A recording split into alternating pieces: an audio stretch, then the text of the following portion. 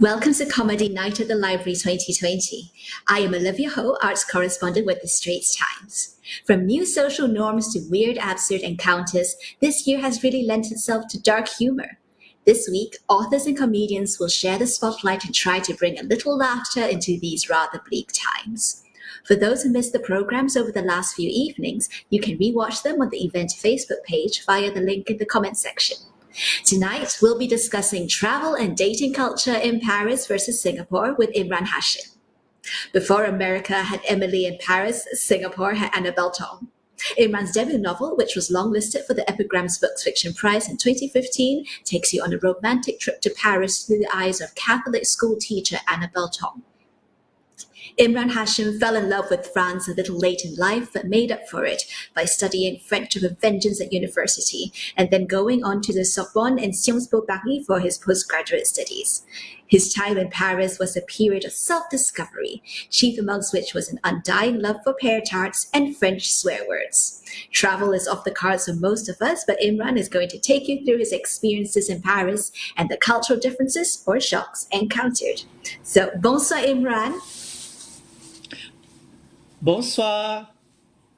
Lovely to have you here with us tonight. How are you feeling? I'm good, Olivia. How are you? I'm well, thank you. Now, the library has asked you to prepare an item that sparks joy and show it to the audience. What do you have for us? All right. Okay. Are you guys ready for this? Ta-da! Wow, Sex in the City. Why? So, Why Sex in the City? so actually, these DVDs I bought them when I was living in Paris. So instead of watching like French TV and French soap operas, I actually binged on American TV series, especially Sex and the City, which I enjoyed so much. It was so much fun, and so I actually know what Carrie sounds like when she speaks French. How does she sound? Not bad. I prefer her in American. I must say. I must say. I prefer her, the original voice. Yeah, but they're very different voices in French because obviously it's French actresses. Yeah. So, which of the four do you most identify with? Are you Carrie, Samantha, Charlotte, Miranda? Okay. Well, if I had to choose, I would like to say Carrie. I like to say Carrie because she's a writer. Her life's full of drama. Basically she's like the main heroine of the series. But if I think about it a little bit further, I think there's a bit of Charlotte in me. Oh, how come? Yeah, so I think how Charlotte is like so driven, like she knows what she wants and she won't stop to get to get what she wants, right? And she wants a man, and so I think there's that character of being very driven that I kind of identify with. I'm kind of like that. I pretty much know what I want and I set myself the goals and then I go out and do it. Okay, well, there's no one better to introduce us to Annabelle Tong than her creator himself. So, Imran, could you read us the first part of your book? All right, here goes. 9th August 2006. In response to Mr. Brown's I am Singaporean meme, I share my first name with Singapore's world famous and only porn star and my Chinese surname with a piece of lingerie.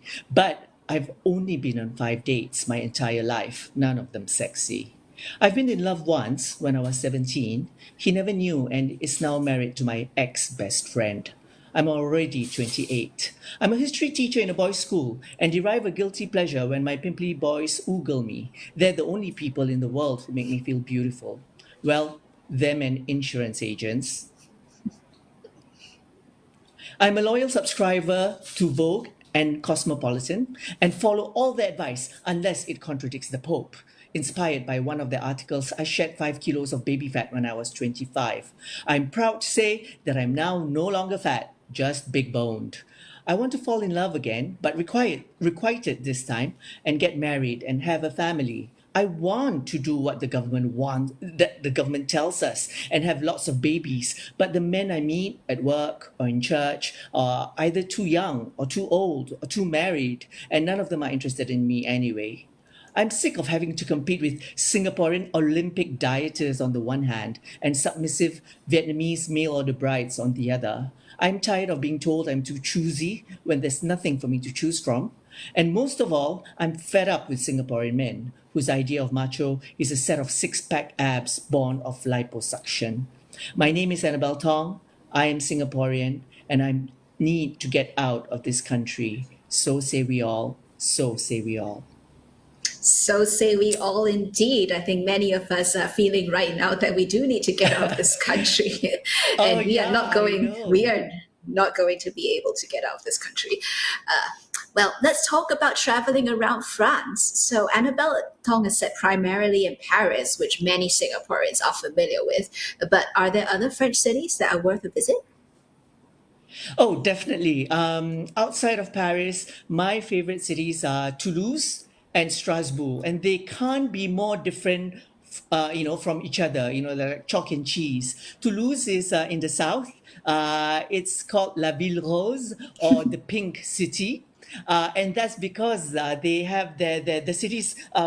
Full of buildings made of brick, and so in summer during the sunset, you can just imagine the pinkish glow that surrounds the city. It's beautiful. It's also a student city. It's got great southern French food. So they've got their own local specialties. So Toulouse is really fantastic because of the fact that it's a student city. Is very vibrant as well. Now Strasbourg, on the other hand, is the French city you go to when you want to feel a bit more German, right? You're like, I want to see what Germany is like, but I'm not ready. I'm not ready for the full-fledged Germany. You go to Strasbourg, right? They're tall, they're blonde, they speak Alsatian, which is a kind of dialect in between French and German. Yeah, so that's their local language. The thing about this city is that they are the host of the European Parliament, the European Union Parliament, and actually the biggest highlight would be the Christmas market. So I heard that's really beautiful. I didn't go during a time when the Christmas market was on, but yeah, it's really beautiful. But yeah, so the wonderful thing about France is that it's so diverse. You go from the south to the north, everything's so different. So really, lots of great places to see. Do you have any travel advice for Singaporeans who want to go to Paris after the pandemic? What are the do's or don'ts? Right. Okay. So the number one advice if you're thinking of going to Paris is go. So that's my number one advice. Go. Now, once you're there, try to start your sentences with bonjour or bonsoir. That means like hello, right? Literally, it means good day or good evening. So bonjour for good day, good afternoon. Bonsoir for good evening. Now, and the reason I say that is because the French don't like it when you open your mouth and straight away you speak English to them. They're like, what? You came all the way here and you're not even making an effort. And so they're going to treat you like yesterday's trash if you do that. So yes, at least make an effort. Say bonjour, bonsoir. Parlez-vous anglais? That means do you speak English? At least to show that you're making a bit of an effort. Um, yeah. Any other tips about? Oh, but by the way, I mean, I've had quite a few friends who have been to Paris, and it seems Paris sort of like brings out the extremes. You either love it or you hate it, right? So for those who love it, like me, I love it. I mean, I can just wax lyrical. I have in my book, I wax lyrical about Paris to some extent. But there are those who like go there and they're like, oh, worst trip I ever had. I was mugged. The Paris metro stinks of urine. And yeah, so different people have different experiences. But I think a lot of it has to do with your interactions with the people there. So yeah, so my advice is to err on the side of caution. Be nice to the Parisians. Start your sentence with bonjour, bonsoir, and you're off to a good start. I must say I have to agree. The first time I went to Paris, I didn't like it at all. And then the second time I went, I loved it. So, Oh like you said, wow! it really brings out the extremes in a person. What do you think was different between those two times that you went? Oh, the first time I went, I felt it was so rushed, and everything was just coming at you, and I felt very stressed. And like you said, the metro is stressful, the people are stressful. And then the second time I went, I planned a little better, and I was like, I know all these places that I'm going to go, and these small places that are not going to be full of people, and then I loved it. I thought it was wonderful. Nice. Oh, I have one more tip, Olivia. Yes. My other Yeah. tip is to manage your expectations when you go to see the Mona Lisa. Because the truth Okay. about the Mona Lisa is that it's very small. It's very I yeah, it's like I'm like what? I'm like what? It's like because when you see it like in magazines or on the TV, you imagine something like really big and magnificent and like but it's really quite small and everybody's crowded all around it, and I'm like, okay, I think I'll just walk past it. Yeah, so yes, manage your expectations about the Mona Lisa. definitely very good tip. Now, what is the biggest difference in dating culture between French and Singaporeans in, both mentality and practice? Right. Okay. Now we get to the meat of today's topic. I see. Right. Difference between Singaporeans and French when it comes to dating practice. Okay. Later on, I think I'd love to hear any opinions out there. But basically, for me, I feel like one of the main differences is the art of conversation and the art of seduction. All right. The art of conversation, the art of seduction. These are much more alive in France. These are, things that is palpable, is in the air. When you go to Paris, love is in the air. And that's because there are all these horny people out there. Well, not all of them, obviously, but I mean, people in France, Paris, they are direct. The men are direct. So, for example, if you've watched Emily in Paris, which I've watched and which I enjoyed for its entertainment value, I think.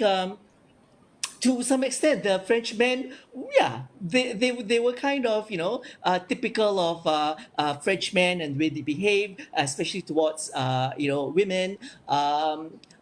So there's a smoothness to it. There was one time when Emily was dating this guy who's like I think he's like a professor or something, and he talks about the books. Basically, every Frenchman will have his persona. He will be, he will have a persona. You'll get a sense of, oh, okay, this guy is like that. That guy's like that. Whereas I think in Singapore,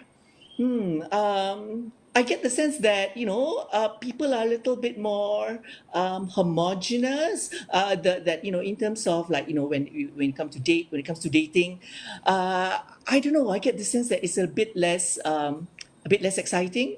I don't know. That's those are my quick impressions of dating scene. And like I said, also when it comes to dating, when you're first getting to know someone, it's also about the conversation, isn't it? If whether the conversation is exciting, it's interesting, whether you feel like you're learning something from the other person, whether they're revealing little bits of their lives to you through little stories, or when they date you, are they just droning on about how things are going on at the office?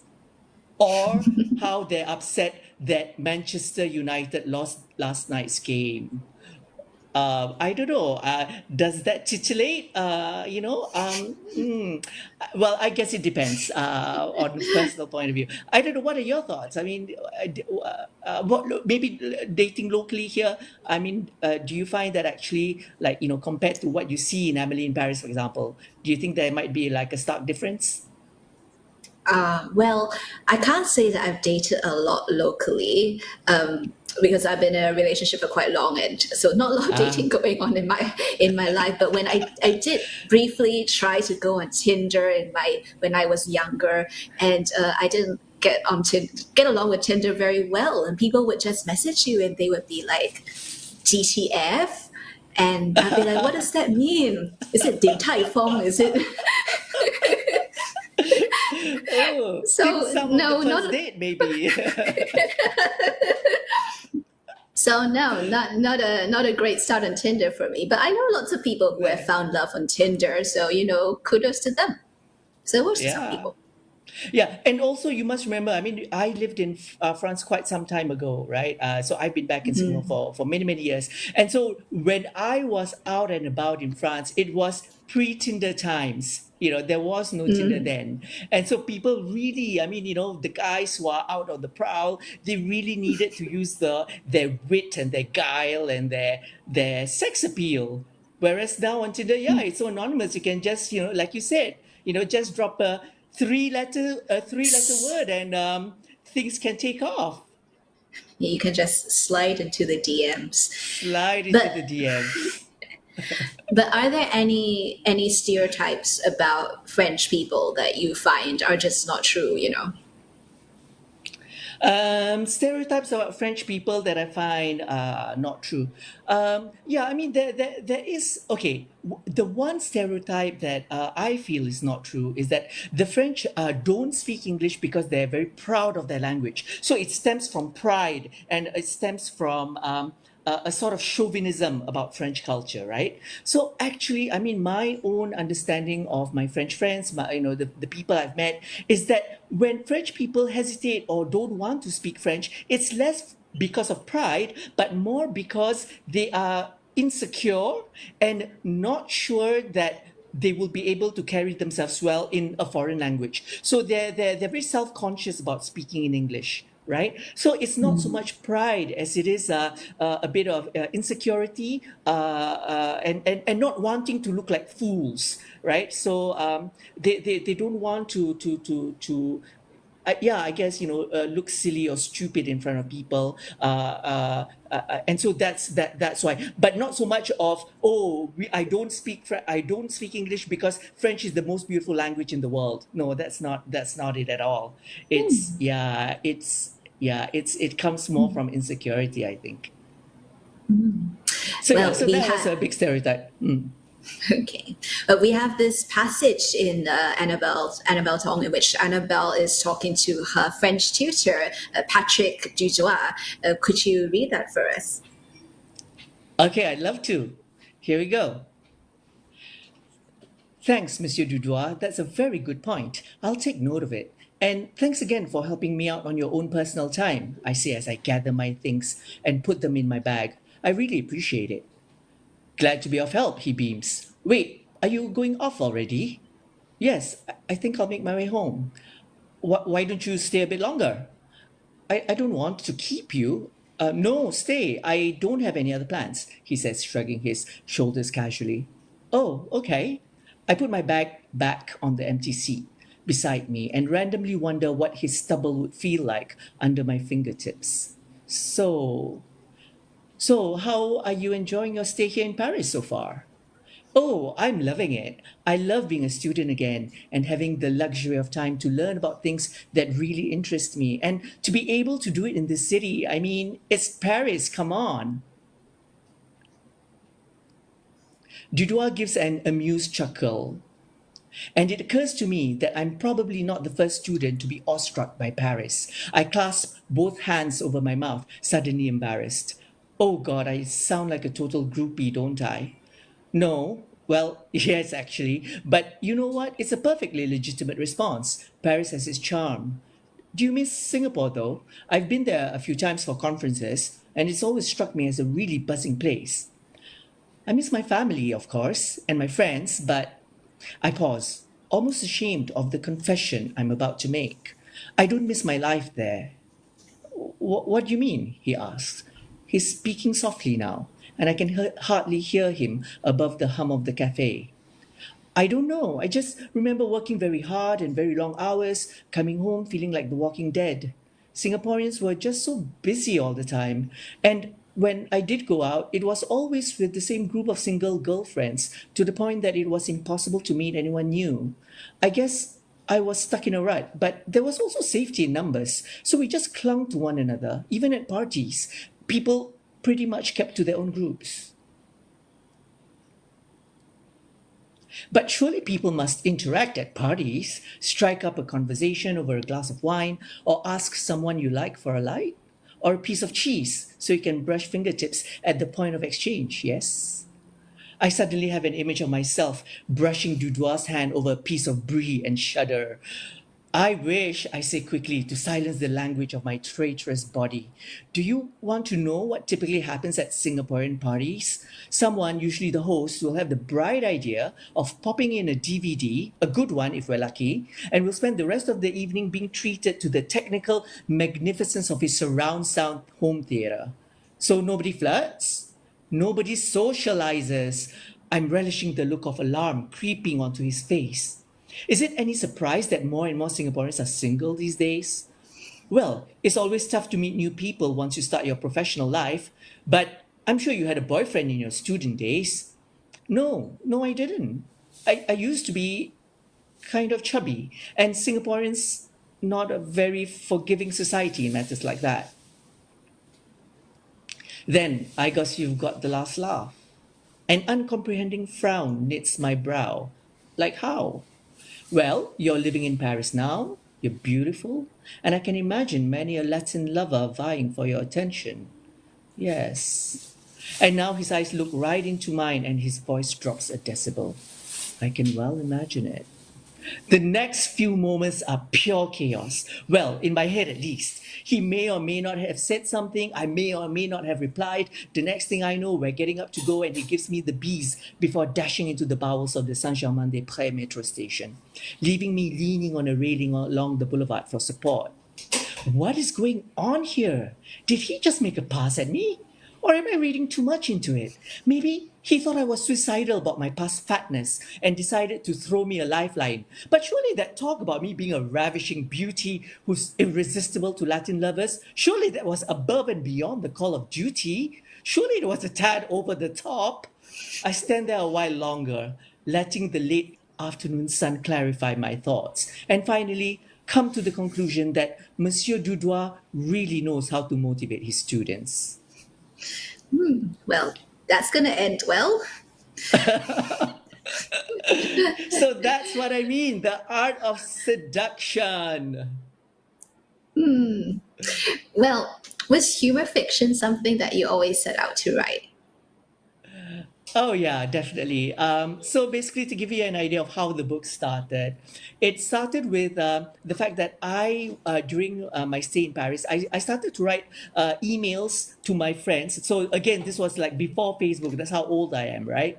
So I started to write emails to my friends, like mass emails, right? And then, and I, when I set them, when I wrote these emails, I set out to entertain. I set out to write funny emails about life in Paris, right? And so after a whole bunch of emails, like I had really lots of emails, and a friend actually said, "Oh, your stories about Paris are so funny. Why don't you write a book?" And that I guess started the seedling of a germ of a book in my head, that maybe one day I should write a book. It took me much longer before I decided to really set out to do it. But yeah, it started from those emails.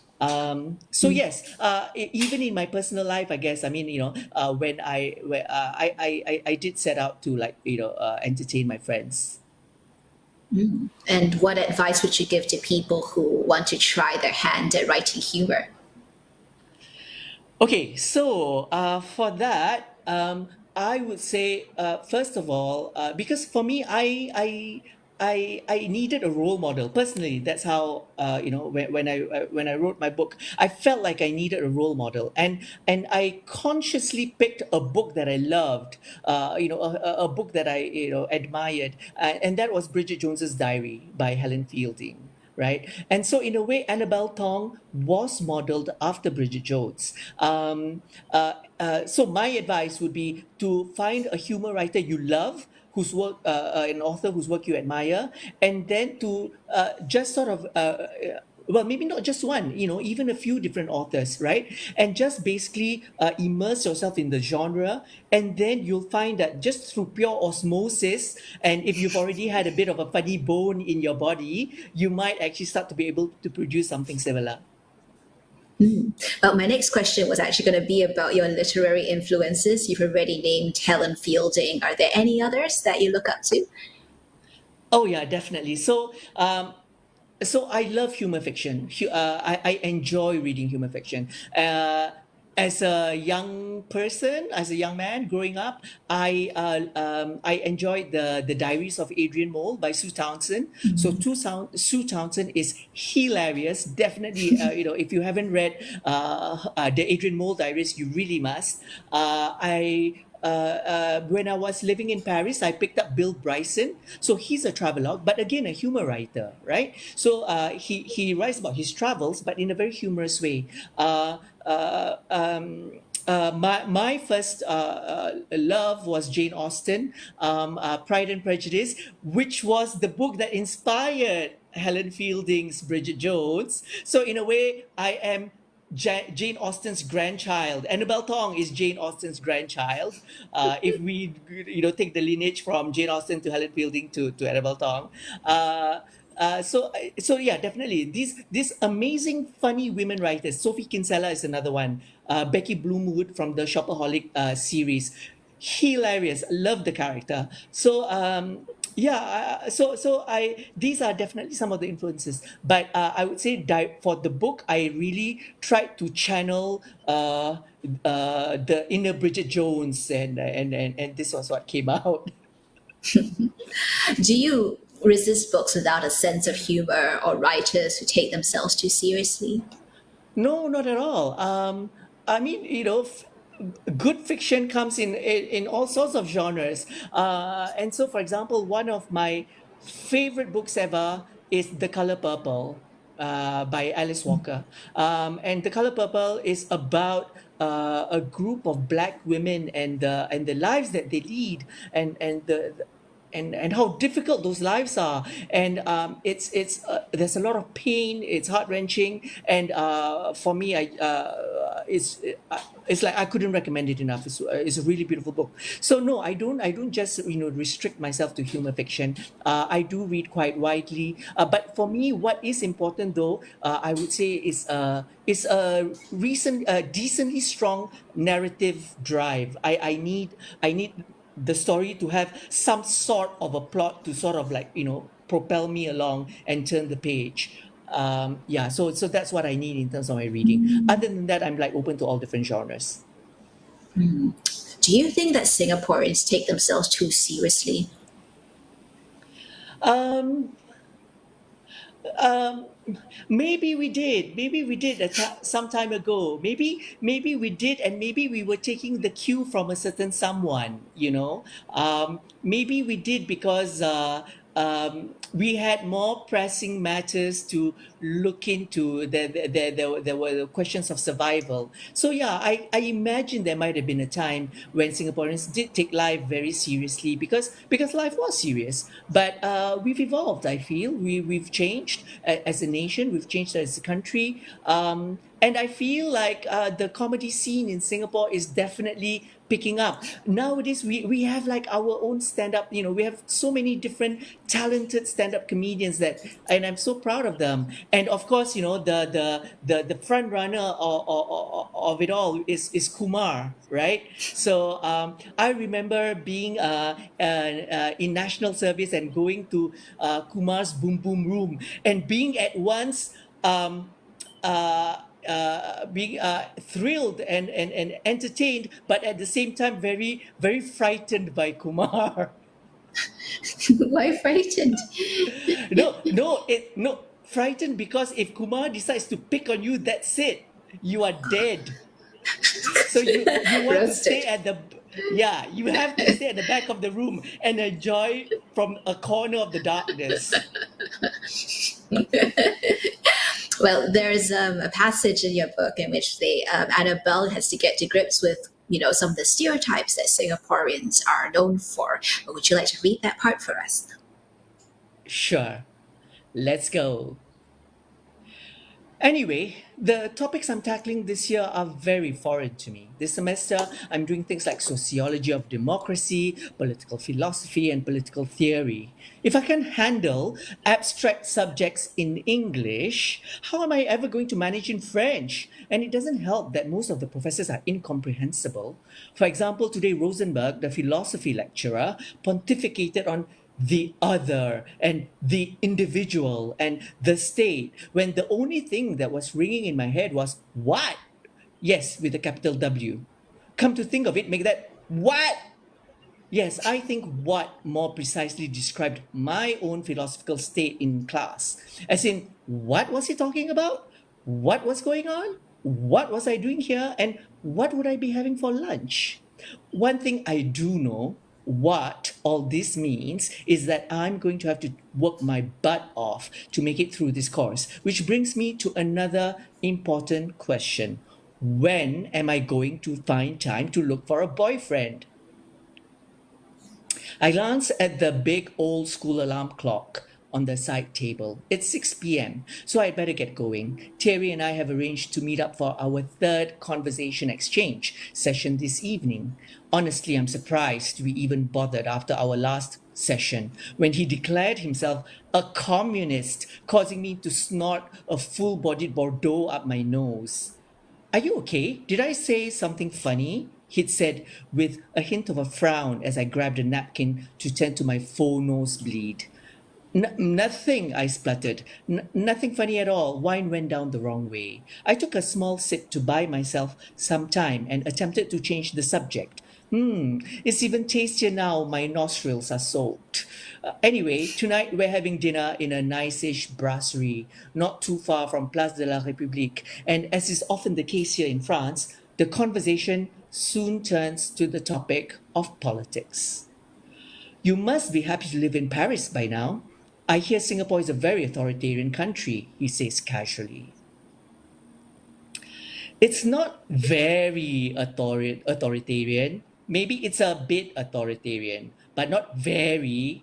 I hate how the French exaggerate things. They're such drama queens. But there is no freedom of the press, and the government is run by a single party. It's almost like a dictatorship. Now he's dancing on the fringes of common courtesy.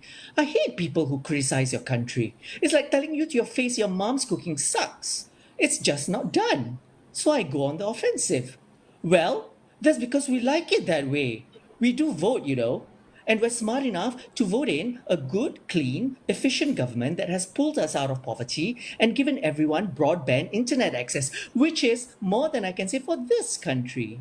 And what do you care anyway? I hate to point this out, but you're the card carrying communist, I hissed. Hello, North Korea? Thierry looks grave. The communist dictatorship have perverted the ideals of our revolution. They're deformed worker states, not real communism. Here in France, we're still trying to achieve a social revolution, but through democracy. I don't understand half of that, but I know that it's power packed with concepts, being a political science student. I take it in my stride. Democracy, shimocracy, comes my astute reply. These are just empty multisyllabic words. You're in no position to speak for the working class. What do you know of their lot, you and your fancy engineering degree? But I am a member of the working class. Police! An engineer is hardly what I call working class, I say and rising to the occasion, hastily add, in the post-industrial economic superstructure. Ha! Take that! Who says I'm an engineer? I'm a plumber. Do you even know what the word plumber means? I ask. He's the person who unclogs your pipes and toilets. That's me. You're joking, I say, my jaws dropping. I'm not joking, he says with a laugh. I don't quite understand why he's looking so happy. If I had to be a plumber, I'd be very, very sad. Clearing other people's shit is bad enough when it's figurative, but to have to literally do it for a living, a shiver runs through me. Are you cold? Terry asked, concerned. No, I'm fine. I think I need more wine.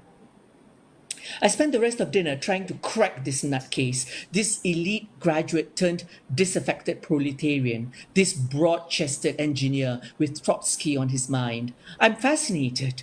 It's amazing how he has an opinion on everything, from religious fanatics, they're overdosing on the opiate of the masses, to Radiohead's latest album, Cuttingly Beautiful.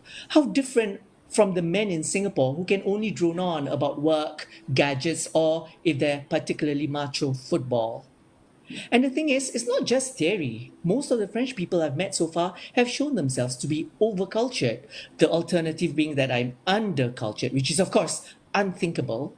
The French may not be the most rational people on earth, but they really are the masters of the fine art of conversation. The end. Indeed. And I think now no better time than to start a conversation with our audience.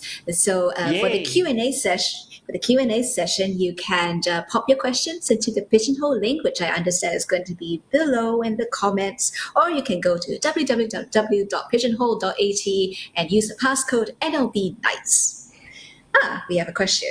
Let's see. Wow, so fast. Yes, fastest fingers first. What is a typical day like for you when you were writing the book? All right. Okay. Given that it took 5 years to write this book, I don't know, like, it depends on what phase of the book writing I was in. There was a time when I was working and writing the book. So the book was just sort of part-time work, like in the evenings. So that didn't go very far. So the book really, I was able to properly write it when I decided to devote myself to writing it. And so a typical day when I did that was that after I quit my job, actually I quit France. I left France, came back to Singapore, decided to finish the novel properly. And that was when I started a routine of going to the library every single day without fail from the morning till the afternoon. And then I wrote at the reference section at level 13. Yay, library! You were part of my book writing process. Yes, in fact, you have come full circle because you wrote there, then now the library has brought you back to talk about your book. Yeah, excellent. Yeah, so it was about going to the library, sitting down, and just like banging away at the laptop until I had a certain number of words, I guess, or until the library was closing, whichever came first. Now we have a question from Chong Sheng. What's your favorite book that you would reread? Okay, so a favorite book that I have reread, and I've reread maybe like 2 or 3 times, would be Pride and Prejudice. I can't get enough of it. Elizabeth and Mr. Darcy. It's like no matter, even though I know what happens in the end, it's always so wonderful to see the process of how they get together. Another book that I would love to read again, but I haven't gotten around to is A Suitable Boy by yeah oh God, By A Vikram Suitable Seth. Boy by Vikram Seth. Thank By you. Vic. That's right, right, right. Yes, so that is another one that I really love. And because it's 1,000 pages, it's a bit daunting to start rereading again, but I really want to. Because I remember very distinctly when I first finished reading the book and I was at the last page, I was thinking, oh God, it's the end. I was just like so sad when the book ended at 1,000 pages. So yeah, I'm really looking forward to picking it up again one day. Have you seen the, is it a TV adaptation, I think, I know. by Miranai?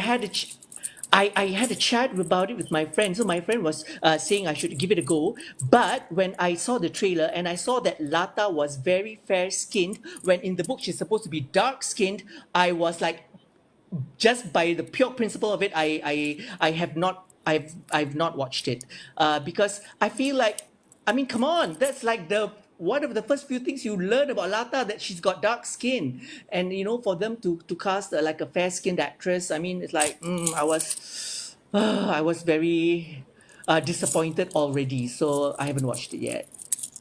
So not gonna give it a go? Depends how I feel after The Crown. Oh, okay, the crown. Well, a spin-off question. Spin-off question. What is your favorite Pride and Prejudice screen adaptation? Oh, okay. I've watched a few. I know that the one with Colin Firth, and him, swimming in the pond. Like I know that's like a crowd favorite. Um, but was there one with Keira Knightley? There Yes, was one with Keira Knightley, right? 2005 one. I think Keira Knightley and Yeah, Matthew I McFadden. Yeah, I really like that one. That one I really liked. But like I said, although I know that a lot of people were like swooning about Colin Firth's version of Mr. Darcy. But yeah, I like the Keira Knightley one. I thought she was really good as Elizabeth. Modern, there's a modern adaptation. Oh, we have a top voted question from May. Do you have a process or do you fly by the seat of your pants? Okay, so yeah, so I told you, right, I'm a little bit like Charlotte. So in that sense, I'm a bit obsessive. I'm a bit obsessive, and so when I wrote the book, I had to have like a structure in my head already, and so I write from bullet points. So essentially, I had like each chapter, I had like maybe five, six bullet points of what happens in the chapter. That was how I wrote the book. And so the process is first write the bullet points, what's going to happen in this chapter, and then after that, just expand the bullet points. Very simple. Yes, this is Yeah. actually, I would recommend this as a strategy for essay writing. I had a friend who did this all the time in university. She would just write bullet points and then she made them bigger and bigger. And eventually, you have a whole essay. It's very good. There you go. And if you go at it long enough, you'll have a whole novel. Yes, you will. We have another question about writing process. Have your writing process or style changed since you started writing? My writing process still. No, no, no. I think it's still pretty much the same in the sense that I always need a structure. But that's also one of the reasons why I need a book with a plot. I need a novel with a plot. It just needs to the yeah. There needs to be the narrative needs to propel forwards. So yeah, I wouldn't say that it has changed. One thing. When I write my second book, it will be faster. I am not going to take 5 years for the next one because one of the fatal mistakes I made about when I wrote Annabelle Thong was that every time I arrived at the library, switched on my laptop, opened the document, I would like go right from the start and reread everything I had written. And so as I reread, I will edit, right? And so every day I would keep like editing. And so by the time you edit, your half your day is gone already, and then you're about to start your next chapter. So that wasted really a lot of time. I will never do that again. That is the most important thing I've learned from writing the first novel is that do not look at yesterday's work. Continue and plow on. You will have ample time to edit after that. We have a quite an interesting question from Bao Xuan. What is the best French dish for a date and the worst? Yay, nice question. What's the best French dish for a date and the worst? Okay. If you want to impress, if you want to order something for your date and you want to impress him or her, foie gras because really I mean foie gras is amazing. Okay, I know it's a bit cruel to the geese, but yeah, foie gras is okay lah, if you have no moral qualms, foie gras is great. Uh, the worst you could eat is anything green and soupy, because they will stick in your teeth, and yeah, so like salads are horrible. Soups are always accident prone. If you're accident prone, just avoid soups. You're gonna splash it all over your clothes. So yeah, stick to simple stuff that you can eat very easily and cleanly and daintily without embarrassing yourself. Good advice. We have a question for RL. We say thanks for the book. Hey, so happy for something in the SG chick lit genre. Totally reminded me of Kinsella's Shopaholic series. Besides other books mentioned, how did you get into Annabelle's Headspace? Right. Okay. Yeah, I love Becky Bloomwood. Becky Bloomwood is hilarious. I love her so much. besides other books mentioned, how did you get into Annabelle's Headspace? Well, I'll give you a hint. I share a bit of Headspace with Annabelle, or she shares a bit of Headspace with me. So like just like thoughts about Singapore, thoughts about community, thoughts about growth points, like areas where Annabelle sort of grew from her experience in the book. uh, I share some of that with her. I share some of that with her. For the things that are more foreign to me, like for example, being a woman. I mean, I'm not a woman. I'm not Chinese. I'm not Catholic. So for these areas where where they don't stem from my own personal experience, I drew upon my close friendship with a Chinese Catholic girl, one of my best friends from college, from JC. And so yeah, I mean, I just took from various elements in my life, not only from my friend Sharon, but also from my other very good friends, things that happened to them. And I just sort of, you just take bits and pieces together, and you just sort of like throw them together where you think they fit in. And for example, just to let you know, I mean, a lot of people tell me, like, how could you write authentically about a Chinese woman, right? A Chinese Catholic woman. You're a Malay Muslim man. And one way I felt that I was confident in publishing the book was because I sent copies of the book, for example, to my friend Sharon, who read it, and I told her, if anything does not sound authentic to you, if anything does not sound authentic to you as a Chinese Catholic woman, let me know, and I'm going to change it. And there were things that she pointed out, and that I did change, and I'm very grateful to her for that. Do you want to know what? Yeah, I do. I do actually. Right. So, okay. So, for example, just one example that comes to mind, I mean, which stuck in my mind. And so there was one point in the novel where Thierry is helping Annabelle with a wound, and he's standing in front of her. Right, he's standing in front of her while he's sort of tending to a wound, dressing a wound for her, and her eyes sort of linger at his crotch, and and she has some thoughts, right? She has some thoughts about it. And then my friend said, women don't think like that. Okay, I don't know whether it's true women think like that, I don't know, but she said, I don't know, I think it's a very male thing, like to be staring at crotches. And so I said, okay, I'll take your word for it. And so I got rid of that. Yeah. Okay. No comment. Another question from May. Do you pick your covers? um right, okay. So the first cover, which is this one, right? Uh, Epigram was really nice. Epigram, my publisher, they were really nice, and they allowed me to sort of like work with a very good friend of mine, Stephen So, who's a designer. And so I told Epigram, can my friend Stephen, have a go at it?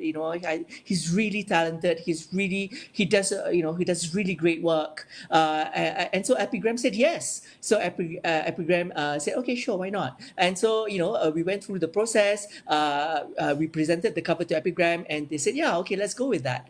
For the second cover, I mean, because my book, there was like a reprint, and so for that one, Epigram decided to change it up a little. They changed up the size and format a little bit, and so for that one, they designed the cover themselves first, and then they showed it to me. I was also pleased with that. I thought it was great as well, and so we went with that. And in the subsequent ones, because there have been many editions of the cover. I think there have only been two, if I'm not mistaken. So it's this original one, and the other one, I'm not sure if I have it here somewhere. Anyway, yeah, it's the Ooh, girl with the the earrings. Paris, yeah. Yeah, It's one Eiffel Tower, one Malayan. and one Malayan. Yeah, yeah, yeah, yeah. Yeah. What do you think of that one? I like it as well. I thought that was really smart. And I guess it's a little bit more typical of chick lit. I mean, to have a girl on the cover. Whereas this Yeah. one was, I felt had more of the Frenchiness and I don't know. I love the granny panties. I love the granny panties on the cover because her name is Very, Annabelle Thong. Her name is Annabelle Thong, yes. but she's wearing granny panties. So I like the contrast there. We have a question from Jenny. Do you involve other people in your writing as collaborators or editors? And how do you make this work? Right. No, no, I don't involve other people in my writing. I mean, so basically, to give you an idea, okay, this was what happened. I wrote a first draft.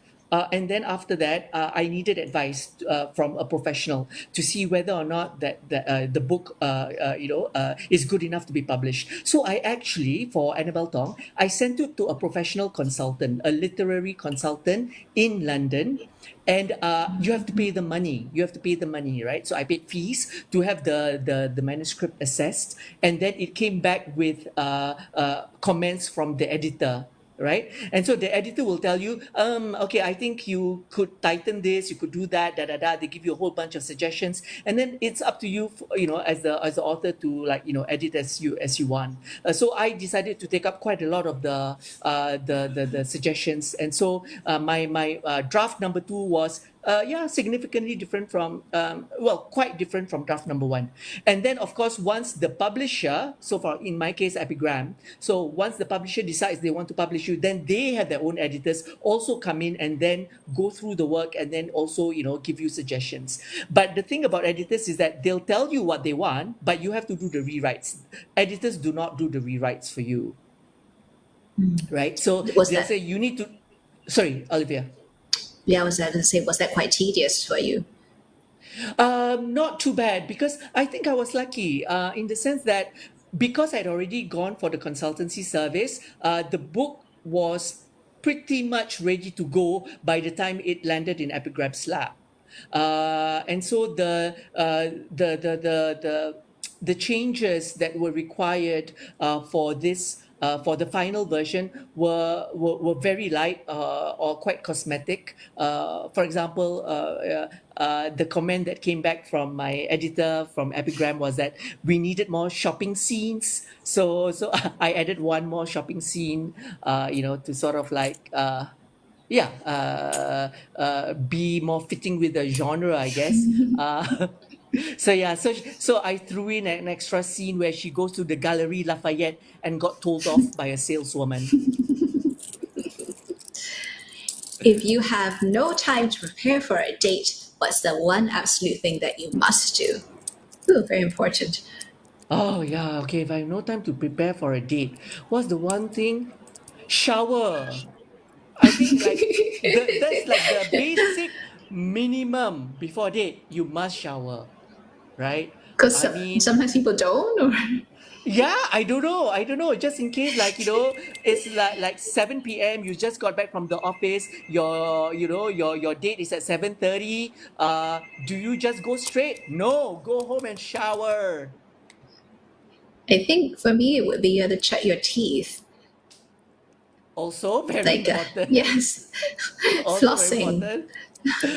Let's see. Yeah, The salads, like you said. that's true. Yes, yes. We have a question from Hannah. How do you formulate your characters? Annabelle Thong sounds hilarious. Smiley face.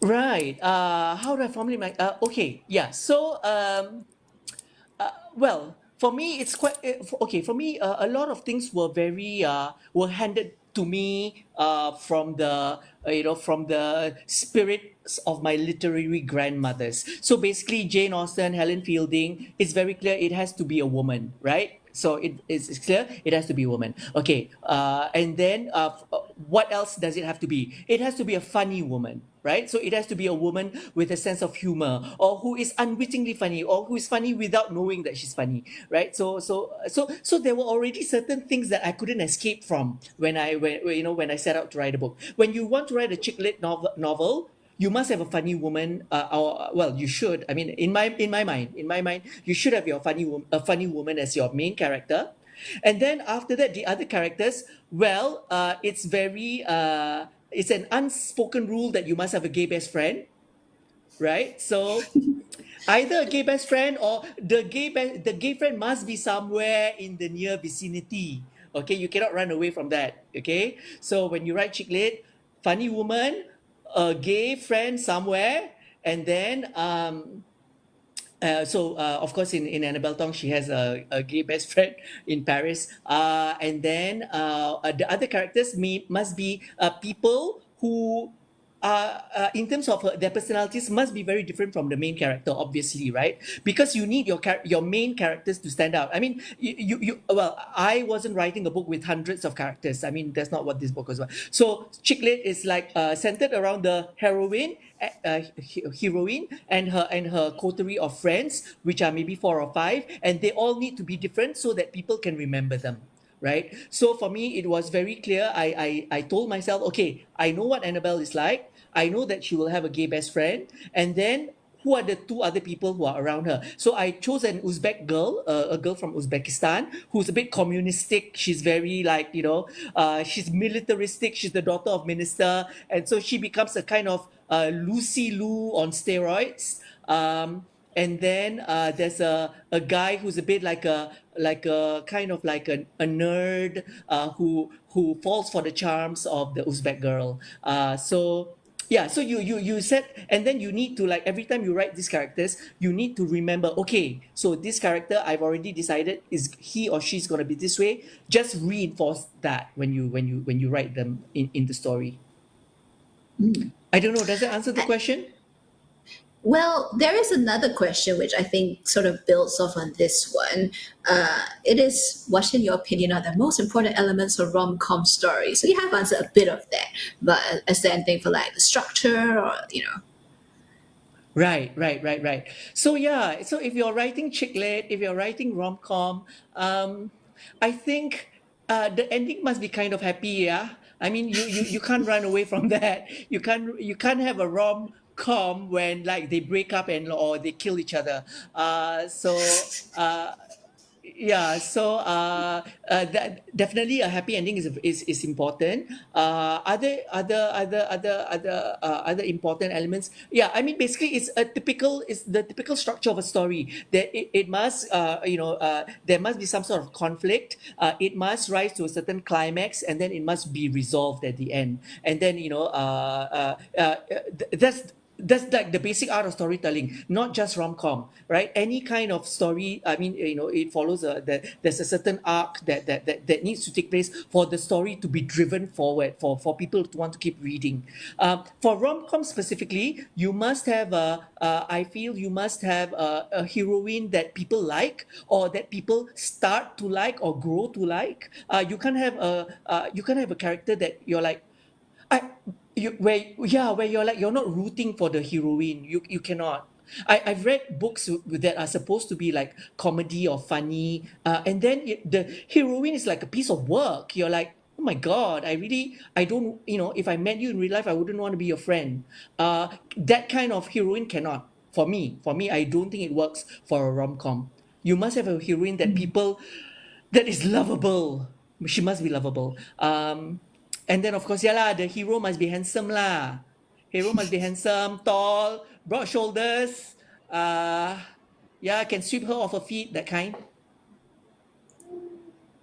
Okay. think that's very And basic. That's the basic. oh well, very sad for all the non handsome men out there. That They can star in other genres. They can star in horror. They can star in ghost story. oh Right? All the no. non-handsome men, don't worry. There are stories out there for you. Maybe not rom-com, but Describe a successful date with a French date. What are the typical dating taboos? a successful date with a French date. Okay, so a successful date is where there is great conversation. In France, must have to be. There's a repartee. He's saying something, then she's saying something back, and they're bouncing off each other, and then after that they laugh together, and then after that there's a bit of argument. there's a bit of argument, a bit tension, but it's actually sexual tension, and so it's good tension, not bad tension. So those are the elements of a successful French date. What are the typical dating taboos? Taboos, dating taboos in French. Got taboos, meh? No, okay, let me think. Anything Yeah, okay. goes. No, well, yeah, you would think almost anything goes. Well, there are some things about French culture, and that extends to, I guess, dating as well. For example, like don't try to find out as quickly as you can, like how much the guy earns. I mean, that's a bit, it's a bit tasteless. I mean, French people, French people don't really like talking about money. They don't like talking about money, especially if they have lots of it. So um so like veer away from things where you're trying to suss out how rich this potential guy is. Okay, try to stay away from that. I think that would be a taboo. Any other taboos that when you're dating in France? I don't know. I can't seem to think of anything else really. Yeah, maybe But others will come to me later. we have a question again from RL. She says, "Thank you for answering, and hooray, you're writing the next book. When can we expect to see it?" Did I Wink say I'm it. writing the next book? Are you writing the next book? Yeah, I think that is a good question. Am I writing? No, I have ideas. I have ideas for a second book, and I've got like different ideas. I haven't decided on one. Yeah, I have ideas, but they haven't been written down. So all the stories are still in here. All the Okay. stars in, so when we can expect to see it, maybe give me, yeah, a couple more years. I'm a slow writer. But but what is the next book, if you can tell us? Right. So I told you, I have had like a few different ideas. So one idea is a sequel for Annabelle, and I know that like quite a few readers have told me that, oh, they would love to see a sequel of what happens to Annabelle, right, after the ending of this first book. So that's possible, a sequel to Annabelle. Another possibility that I've been toying around with, I mean, is building in my head. It's about because Annabelle is Chinese girl in Paris. I was thinking about writing a Malay girl in New York. So that's still in my head. So yeah, so that yeah, so a Malay girl in New York, Annabelle sequel. These are the two things I'm playing around with. What would she be called, your Malay heroine? All right. Okay. I haven't told anybody this before. Okay, but I have thought about her name. I have thought about her name. And this heroine, she's called Siti Aisha. Siti Aisha in New York. But the thing about her is that she doesn't want you to call her Siti Aisha. Right? So she has a different name. Her IC name is Siti Aisha, but she has another name. She has another And name. are you gonna tell No, us what that is? no, I can't tell you that you'll have to wait for the novel to come out in maybe like 10 years to find out what she wants you to call her. Well, I think our viewers will be waiting for the next 10 years with bated breath for City Aisha in New York. Thank you Yeah. so much for spending time with us tonight, Imran. I'm afraid that's all the time we have for questions, but I'm sure the viewers have been delighted with your answers. And is there anything else you would like to say before we wrap up for tonight? Oh, I just want to say it was really lovely chatting with you, Olivia. I It really was enjoyed lovely. it. I really enjoyed the session. I'd like to thank the library for giving me this platform, for giving me the spot, and for all of you who have not read a copy of Annabelle Thong, go grab a copy, and yeah, and find out what happens to her when she goes on dates in Paris. Well, thank you, Imran.